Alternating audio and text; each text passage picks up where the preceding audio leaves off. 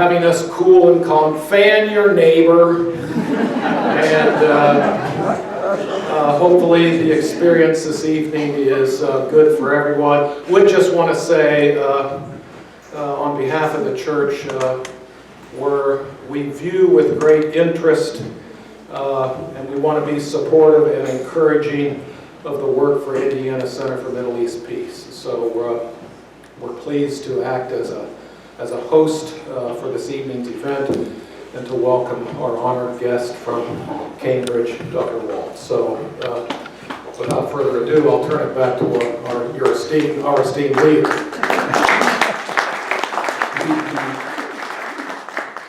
Just a little bit of housekeeping for those of you who have not been here before. The bathrooms are down the hall this way. The men's room is the first door to the left, and the women's room, you've got to take a few more paces, but that door's on the left as well down the hallway.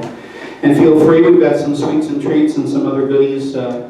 Please make use of them throughout the evening. A few announcements before we introduce our speaker. On the back table, you'll notice that there's a timeline put together by Barbara Hassan and Shadia Kanan, a timeline, history of Palestinian-Israeli conflict, and so that's on the back table. You'll also see copies of the Washington Report for Middle East Affairs. These are complimentary copies. We get sent 50 of these from our friends in Washington, D.C. at Washington Report. And so please pick up a complimentary copy on your way out tonight. It's chock full of all kinds of helpful information, up to date. It comes out every other month, and we get these, as I say, as complimentary copies, 50 of them each time it's published. So please pick up a copy on the table in the back as you leave tonight. Also, on the back table, you'll see Joan. Joan, would you wave at us, please? Joan? Okay, there's Joan back there. Joan is selling tickets. We really hope that you'll step up. We have one fundraiser throughout the year, our gala this year. We're hosting really one of our very, very dear friends, Archbishop Elia Shakur, Abuna Shakur, author of Blood Brothers, three-time Nobel Peace Prize nominee, winner of the French Legion of Honor, the World Methodist Man of the Year, the Niwano Peace Award, which is the Asian Nobel Peace Prize, the Dante Alighieri Peace Award, just recently retired Archbishop of the Galilee, a dear friend of ours, and our gala will be Saturday, September the 19th at the Courtyard by Marriott, just a few blocks from here. And tickets are for sale back, and you can see Joan for those. But your support, your financial support, really is very helpful to us. It allows us to host programs like these throughout the year. Please be looking, we're still trying to finalize a few dates for our fall programs, but be looking in your emails for the program. I hope to have everything finalized next week and send it out to our email network. But just as an example, this fall, there is a webinar with Dr. Riyad Jarjor on Syria. It's part of the United Church of Christ Middle East Initiative webinars in September. We're going to be showing again, for those of you who missed it the first time, a film about Gaza by NBC foreign correspondent Ayman Mohadeen. You probably have seen him on MSNBC and NBC. He and a British journalist were the only two journalists during the Gaza war in 2008-2009, and it is first-hand accounts of their time there. We're going to have a presentation by some folks out of Chicago, No Way to Treat a Child, talking about the Israeli military detention of children. In November, Cotton Fight, an Episcopal priest who works with the Siraj Library Project, they establish libraries, sustainable libraries for families in small Palestinian villages in the country. And then to talk about, this year is the 70th anniversary of the United Nations. So to talk about the U.S., the UN, and Middle East will be Dr. Phyllis Bennis from the New Internationalism Project at the Institute for Policy Studies, and she's a specialist in UN and U.S. foreign policy in the Middle East. So really, we have a good lineup for the fall, and please check your emails for our email, which will have all of these listed for you. If you're not on our email list and would like to be, Joan in the back will have a sheet of paper. Please print your name and print legibly your email address so we can include you on our email list. Is there anything I have forgotten to announce? Board folks, is there something I have forgotten? Well then, without further ado, Dr. Stephen Walt is the Robert and Renee Belfer Professor of International Affairs at Harvard University's Kennedy School of Government. He's previously taught at Princeton and the University of Chicago. He's been a resident associate at Carnegie Endowment for Peace and a guest scholar at the Brookings Institution, and served as a consultant for the Institute of Defense Analysis, the Center for Naval Analyses, and the National Defense University. He presently serves on the editorial boards of Foreign Policy, Security Studies, International Relations, and Journal of Cold War Studies. He's the author of Revolution and War, Taming American Power, the Global Response to U.S. Primacy, and with co-author John Mearsheimer, the Israel Lobby and U.S. Foreign Policy. And the title of his talk tonight is, Can the U.S. Manage the Middle East? Should it try? And we've subtitled it for you, I'm sorry, Steve, but we subtitled it that you're going to talk about the Iran deal, ISIS, and even more. So anyway, without any further ado, Dr. Stephen Walt. I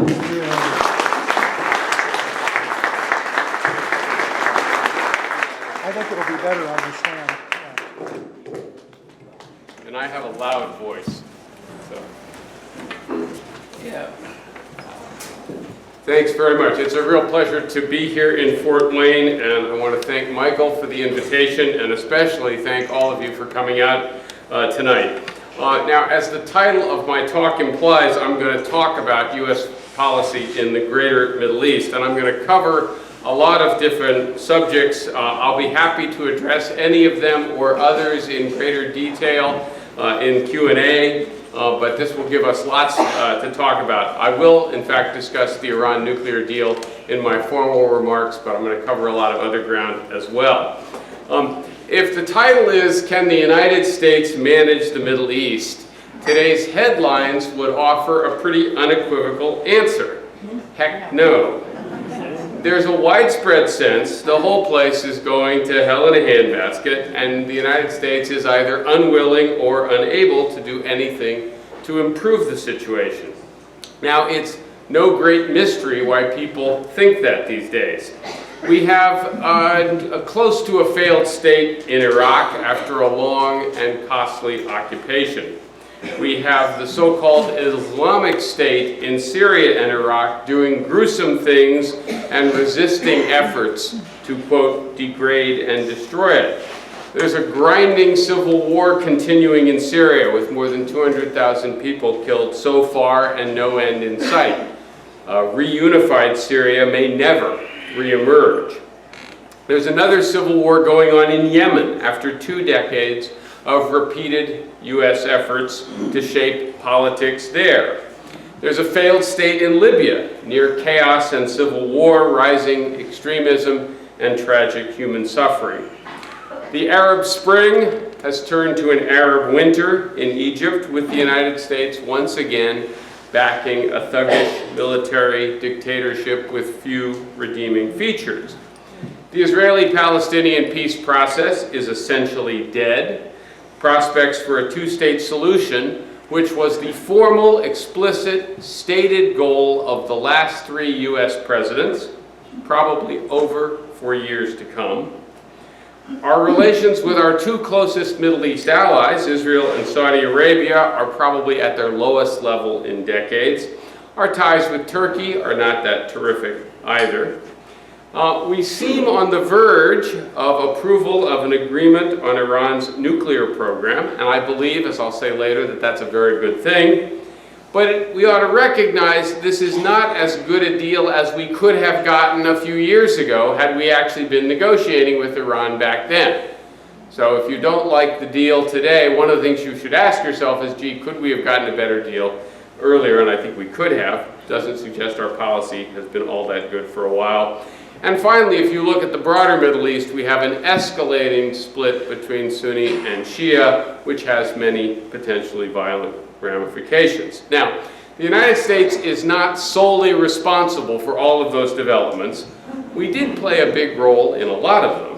What I'm going to try to do today is explain why we've had so much trouble here and point the way to maybe a different way of thinking about our relationship with that entire region. And to do that, I'm going to proceed in several steps. First, I'm going to talk about what I think American interests really are in the Middle East.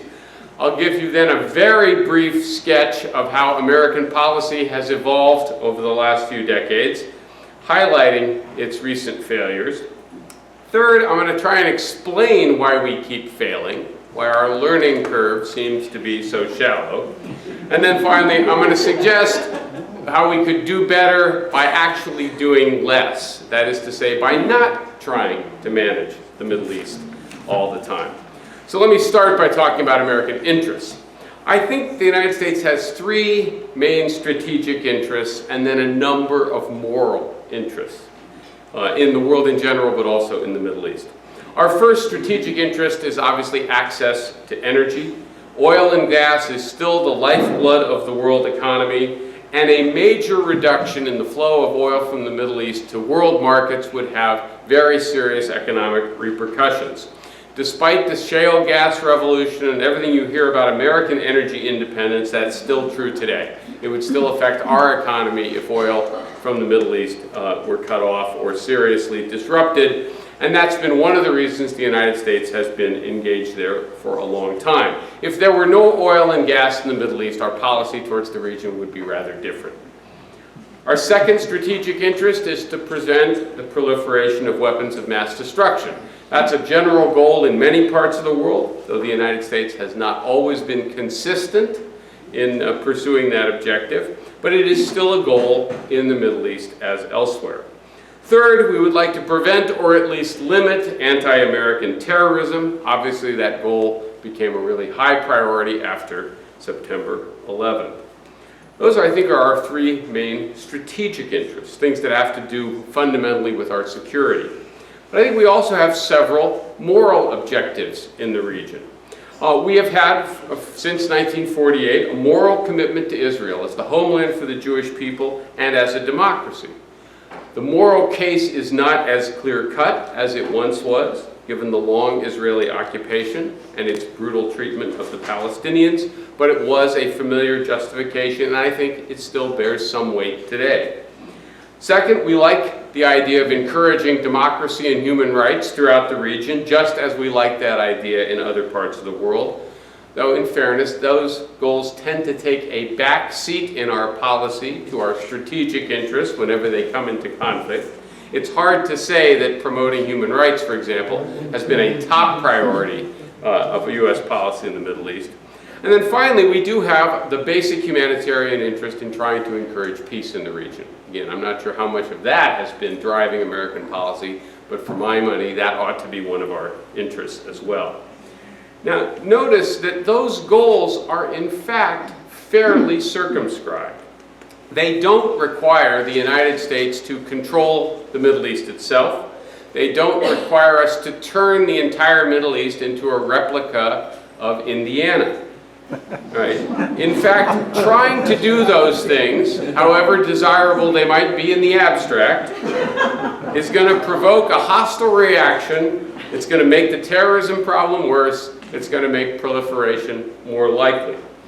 Our objectives are mostly passive or negative. We don't want to prevent other hostile powers, we want to prevent any other hostile powers from controlling the region, but we don't have to try and control it ourselves. Instead, we have tried mostly to manage relations in the region. The question is how. Let me now describe our past ways of doing this, our past strategies. Now, as most of you probably know, the United States actually didn't pay much attention to the Middle East before 1945. We were involved in educational work there, we were involved in missionary work there, but we mostly left the Middle East to local residents and to Britain and France as colonial powers. I might add, and it's worth remembering, the American image in the region up through 1945 was actually quite positive.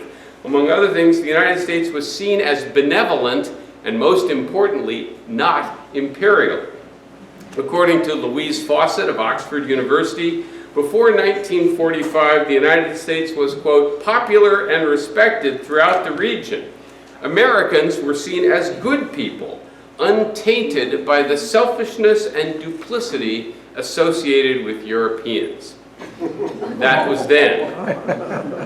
Then, from 1945 to about 1990, in the context of the Cold War, the United States acted like an offshore balancer. We played the balance of power politics game in the Middle East.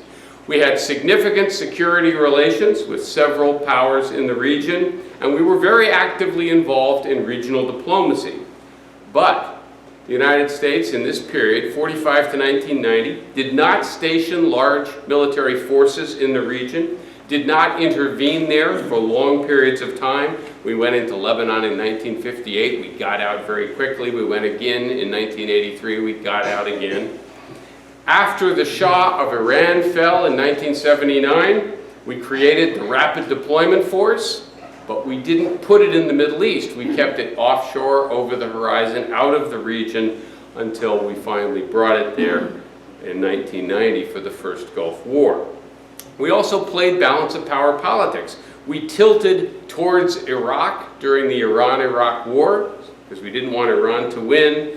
And then, of course, we turned against Iraq when Saddam Hussein invaded Kuwait in 1990. This policy was not perfect, but on the whole it worked pretty well, and we managed to achieve most of our Middle Eastern goals. Though throughout this period, our image in the region was declining steadily. The first big change comes after the first Gulf War in 1991.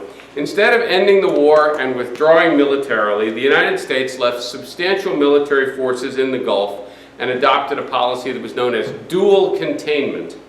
Instead of using Iraq and Iran to balance each other, we pledged to contain both of them simultaneously.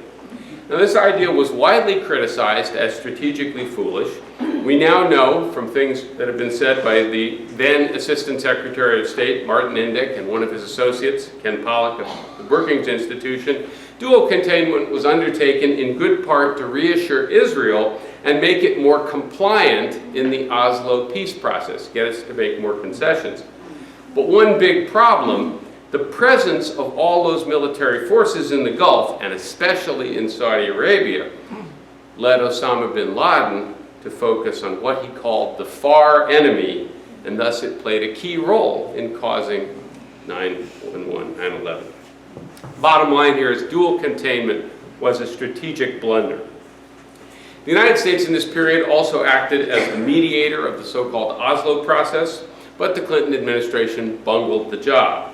Instead of being an even-handed mediator, the United States acted, to use the phrase of Aaron David Miller, one of the US negotiators, we acted as Israel's lawyer and did essentially nothing as the number of settlers in the West Bank doubled between 1993 and 2000. We also mishandled the 2000 Camp David summit, which made things even worse. So next phase, dual containment and screwing up the Oslo process, not a great moment, but though it's hard to believe, the next phase was even more inept. After 9/11, Bush, Cheney, and the neoconservatives adopted a strategy of regional transformation beginning with the invasion of Iraq. The goal, of course, was to demonstrate and reaffirm American power after 9/11, to intimidate, to coerce, to topple potential enemies, and to eventually produce regime change in Iraq, Syria, and Iran, thereby creating a sea of pro-American democracies and reducing, if not eliminating, the danger of terrorism. In 2015, this idea, of course, sounds ludicrous, even delusional, but we ought to remember that lots of influential people in both political parties actually believed this, or at least pretended to believe it. This was also justified by President Bush's so-called liberty doctrine. We would actively promote democracy by getting rid of these tyrants, by holding elections.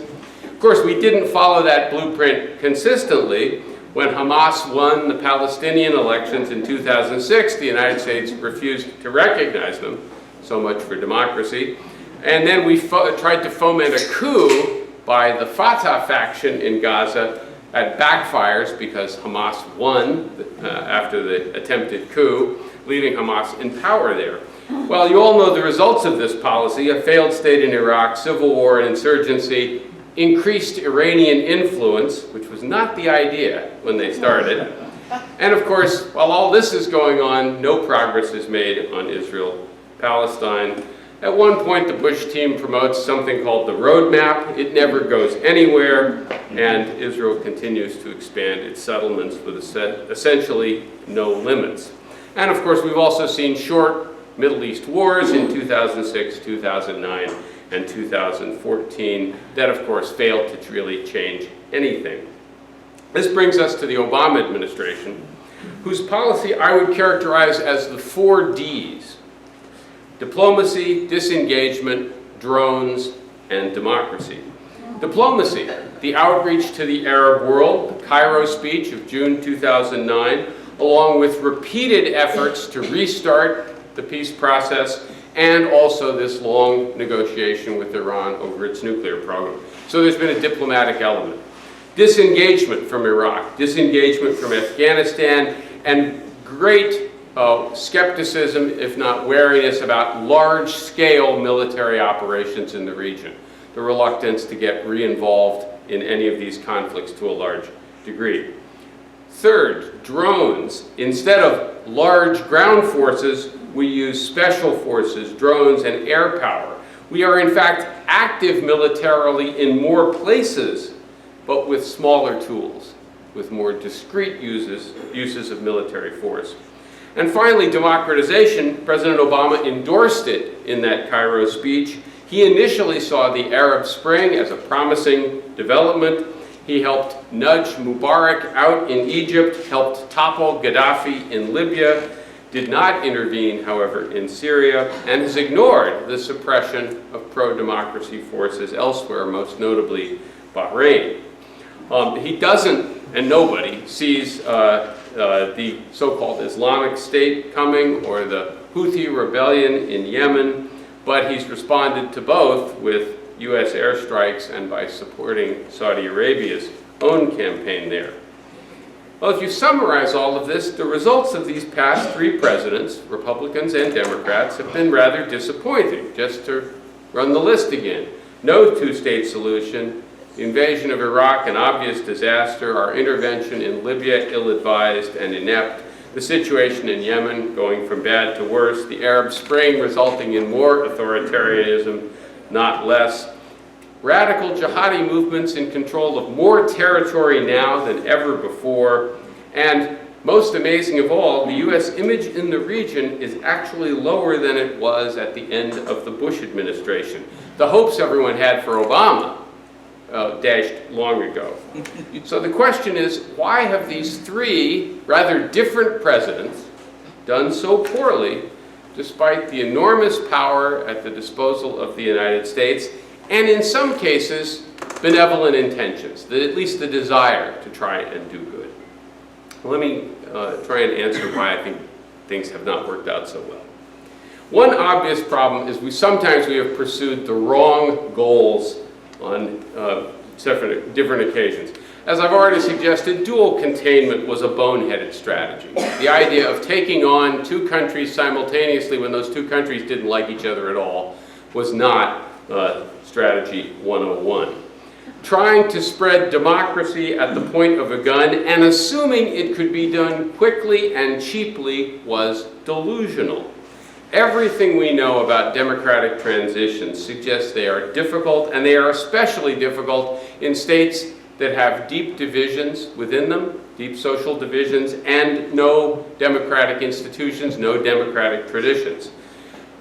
In those circumstances, creating a working democracy is a project taking decades, maybe generations, yet we plunged ahead thinking we could do it nearly overnight. Third, we spent 10 years trying to get Iran to give up its entire nuclear enrichment program, something they steadfastly said they would never do, while refusing to negotiate with them. We simply ratcheted up sanctions and kept waiting for them to say uncle. The result of that was that Iran went from having 0 nuclear centrifuges in operation in the year 2000 to 19,000 today, while we ratcheted up sanctions. We eventually, in Obama's second term, got serious about negotiating, which is why we now have a deal, but it took over 10 years for us to come to our senses and realize we were not going to get a deal by simply squeezing them in the hopes that they would give us everything we asked for. Next, even when the United States sought sensible goals, we often pursued them in a contradictory or inappropriate way. So we were committed to a two-state solution in the Middle East, but we were also committed to essentially unconditional support for Israel. This was never going to work because Israel was not going to make the necessary concessions without real pressure from the United States.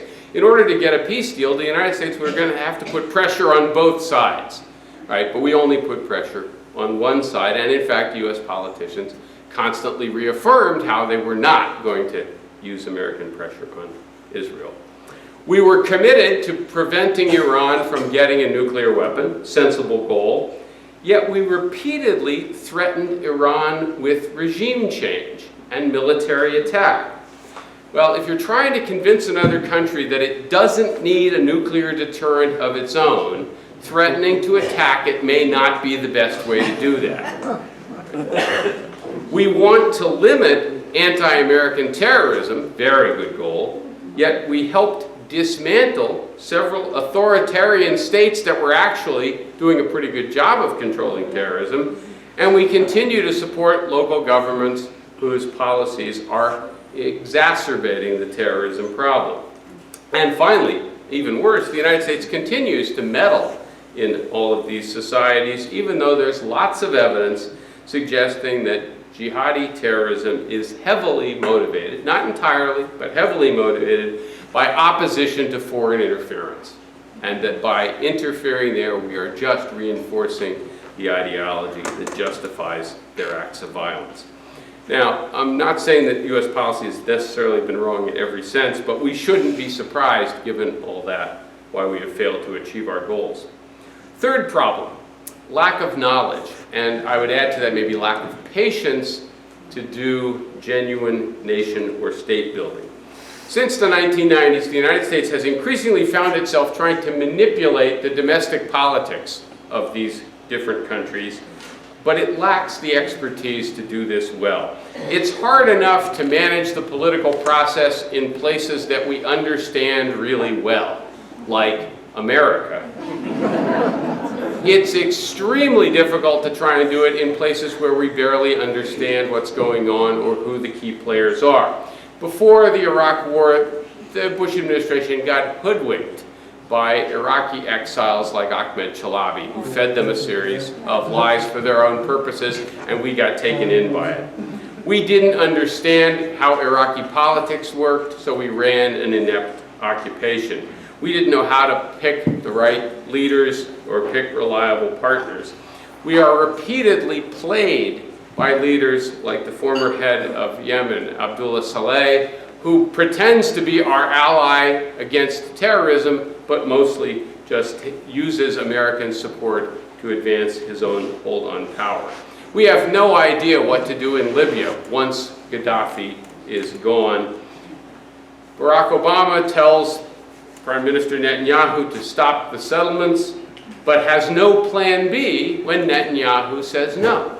It's clear no one in the Obama administration thought about what they would do. Again, not understanding what was going on in Israel in this case.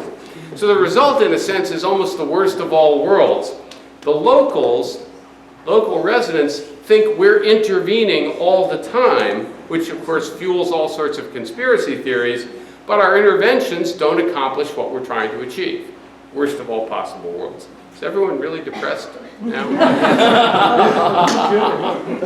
I'm not done. A further problem is that in fact we keep using the wrong tools. Specifically, we're trying to use military power to solve what are essentially political problems. The United States has the world's largest hammer, so the whole world tends to look like a nail to us. I am not a pacifist. I think military force has some value, but it's a very crude instrument, right? It always creates unintended consequences. It always causes effects that you can't anticipate in advance. And drone strikes are a perfect example. People think of drones as this very precise, neat tool, and you're right, it's more precise, less collateral damage than, say, large-scale aerial bombardment, right? But it inevitably kills innocent civilians. Its presence inevitably irritates local populations. Its use has the effect of turning local populations against us, even though we think what we're doing is a very discreet and limited use of military power. Furthermore, the more we rely on violence, the more that invites a violent response by others, and that has the effect of bringing to prominence and bringing into positions of greater political power those people who are really good at acting violently, really good at organizing militias, really good at organizing insurgencies. We are essentially empowering those who are most adept and most comfortable using violence, which is not what we want to do if what our long-term goal is to try and create stable, effective, and peaceful states. By the way, the other big tool that we have is money, right, which we can provide to various people, but that's a crude instrument too. It doesn't give us as much leverage as we think, because once you've provided the money, then your prestige is committed. They've got it. You can't control how the recipients use it. And of course, pouring lots of money into places like Iraq or others just fuels corruption and allows bad leaders to remain in power. Number 5, our policy has also been undermined by our special relationships with Israel and Saudi Arabia. And I put the emphasis there on the special part, not the fact that we have relations with them. As numerous leaders, numerous studies have shown, anger at the plight of the Palestinians remains a touchstone in the Arab world, an inspiration to radicals, and a serious problem for American policy. Israel also takes up enormous bandwidth in American policy. Just look at all the time and attention Kerry and Obama have spent on a country whose entire population is less than that of New York City. Do they get thanked for their efforts? Heavens no. Former Israeli ambassador Michael Oren last year published a vicious memoir complaining about the lack of support Israel got from the United States. The special relationship with Saudi Arabia is no better. Its system is completely contrary to American values. Wealthy Saudis continue to fund extremists of various kinds. It's not exactly a compliant ally despite getting U.S. protection for many years. And among other things, of course, pressure from both Israel and Saudi Arabia has made it harder to get a deal with Iran because these states worry that might